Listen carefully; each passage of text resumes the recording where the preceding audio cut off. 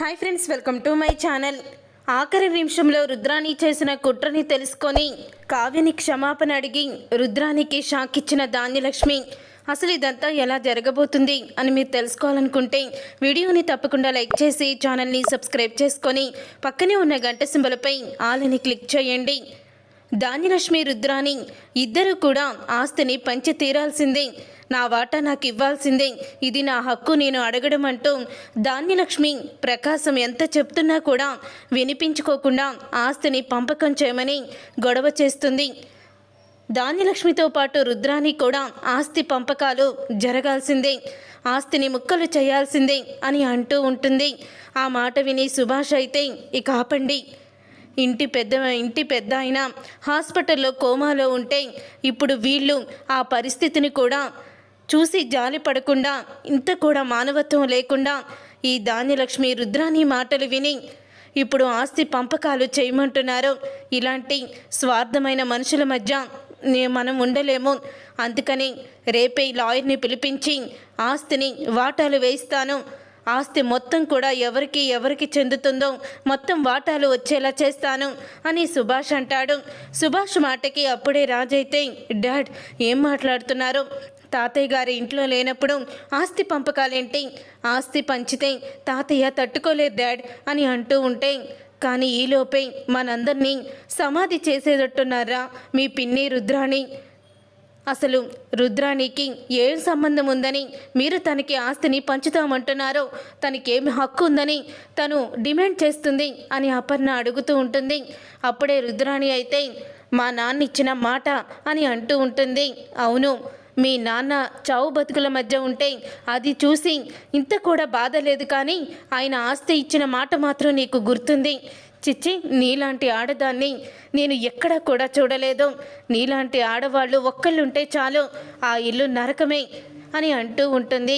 అపర్ణ అయితే, అవన్నీ నాకు అనవసరం, నాన్న ఏ మాట ఇచ్చిన ప్రకారమే నా కొడుకు కూడా ఇంటికి వారసుడు కాబట్టి ఆస్తి 3 వాటాలు వేయాల్సిందే అని రుద్రాణి అంటూ ఉంటుంది. అప్పుడే ధాన్యలక్ష్మి, నా కొడుకు వాటా నాకు ఇచ్చేస్తే మేం కూడా దూరంగా వెళ్ళిపోతాం అని చెప్తూ ఉంటుంది. ధాన్యలక్ష్మి, దూరంగా నువ్వు ఒక్కదానివే ఆస్తి తీసుకొని వెళ్ళిపో ధాన్యలక్ష్మి, ఎందుకంటే నా కొడుకు రాడు, నేను రాను అని అంటూ ఉంటాడు ప్రకాష్. అయితే అప్పుడే ఇక ధాన్యలక్ష్మి అయితే, ఎందుకు రారో నేను చూస్తాను, రేపు లాయర్ని పిలిపించండి బావగారు అని ధాన్యలక్ష్మి అంటుంది.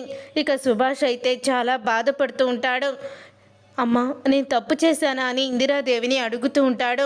అప్పుడే ఇందిరాదేవి, లేదురా, నువ్వేమీ తప్పు చేయలేదు, నిజంగా ఇలాంటి రాబందులతో మనం ఉండడం కష్టమే, ప్రతిరోజు ఏదో ఒక విషయంపై గొడవ చేస్తూనే ఉంటున్నారు, దీనికన్నా ఆస్తిని ముక్కలు చేసుకోవడమే నయ్యం అని ఇందిరాదేవి అయితే చాలా బాధపడుతూ ఉంటుంది.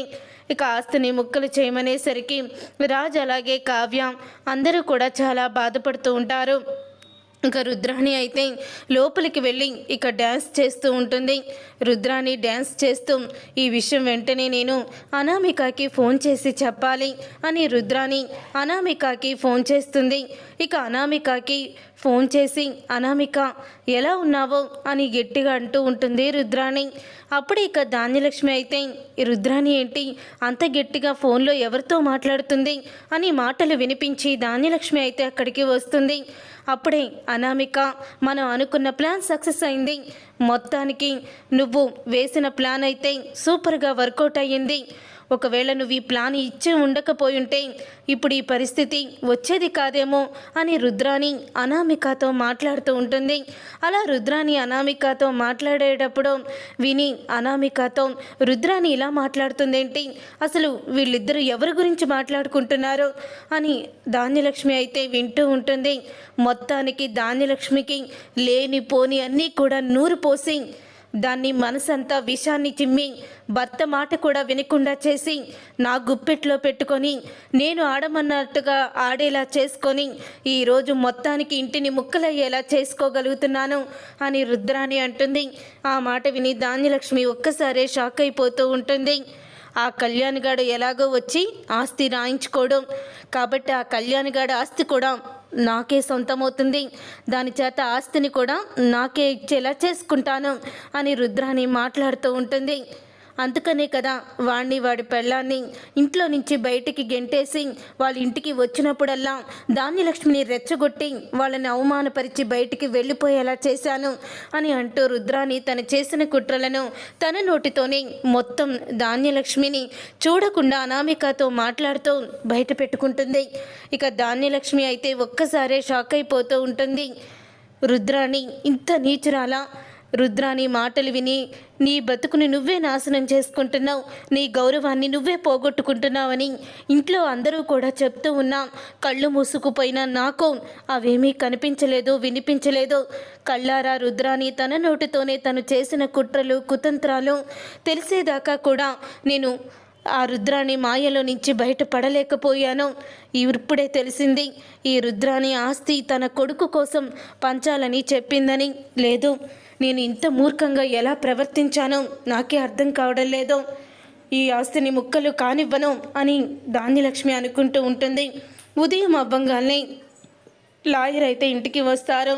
ఇక లాయర్ ఇంటికి వచ్చిన తర్వాత అప్పుడే ఇక లాయర్తో మాకున్న యావదాస్తిని 3 వాటాలు వెయ్యండి అని అంటూ ఉంటాడు సుభాష్ అయితే. అప్పుడే ఇక లాయర్ అయితే రాస్తూ ఉండగా ఆగండి లాయర్ గారు అని అంటూ ఉంటుంది ధాన్యలక్ష్మి.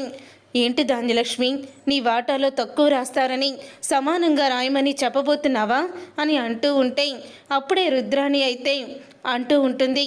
ఇక రుద్రాణి మాట విని ధాన్యలక్ష్మి అయితే చూడండి లాయర్ గారు, ఒకసారి ఆ పేపర్ ఇలా ఇవ్వండి అని ధాన్యలక్ష్మి పేపర్ని తీసుకుంటుంది. ధాన్యలక్ష్మి ఇక పేపర్ని తీసుకొని వెంటనే ఆ పేపర్ని అయితే చింపేస్తుంది. ఆ పేపర్ని చింపేసి ఇక మీకు ఇక్కడ పనేం లేదు, వచ్చిన పని అయిపోయింది, దయచేసి మమ్మల్ని క్షమించి ఇక్కడి నుంచి వెళ్ళిపోండి అని ధాన్యలక్ష్మి అనగానే ఒక్కసారి అందరూ షాక్ అయిపోతూ ఉంటారు.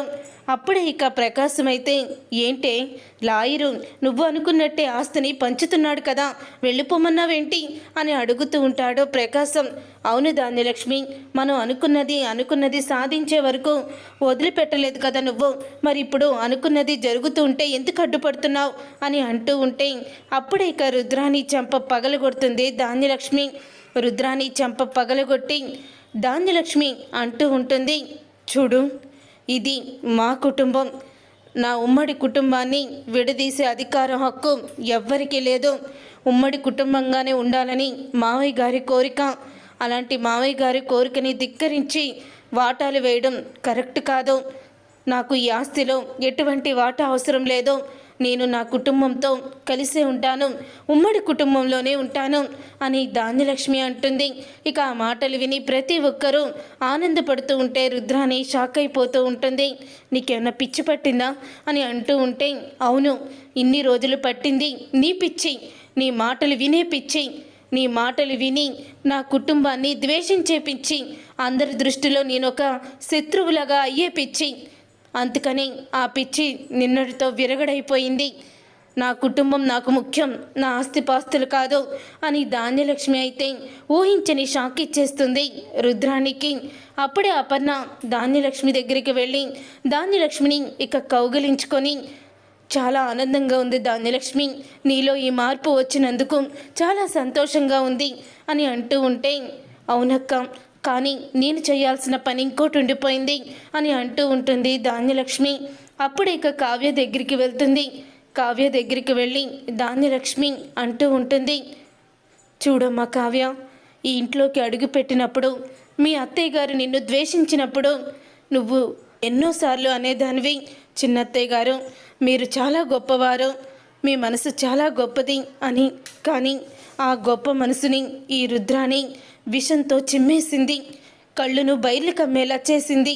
ఇప్పుడే ఆ విషపు పొరలు నా కళ్ళల్లో నుంచి పోయాయి, నన్ను క్షమించమ్మా కావ్య అని కావ్యని క్షమాపణ అడుగుతుంది. చూసారుగా ఫ్రెండ్స్, రాబోయే కథలో ఖచ్చితంగా ఇలాగే జరగబోతుంది. ఇలాగే జరగాలని మీరైతే కోరుకుంటున్నారా? అయితే వీడియోని తప్పకుండా లైక్ చేసి ఛానల్ని సబ్స్క్రైబ్ చేసుకొని పక్కనే ఉన్న గంట సింబల్పై ఆల్ అని క్లిక్ చేయండి. అప్పుడే మేము పెట్టే ప్రతి వీడియో మీరు మిస్ కాకుండా చూసేవచ్చు.